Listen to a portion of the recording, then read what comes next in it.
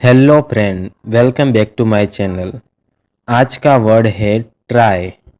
Try try को हिंदी में अर्थ होता है कोशिश करना, प्रयास करना, आजमाना, प्रयत्न करना। जब आप किसी काम को करने की मेहनत करते हो, चाहे वो मुश्किल हो, तो आप उसे ट्राई करना कैसे है। चलो इसे एग्जाम्पल के साथ समझते हैं। I try every day. मैं हर दिन कोशिश करता हूँ। She try to speak English. वह अंग्रेजी बोलने की कोशिश करती है। Please try again. कृपया फिर से कोशिश करो।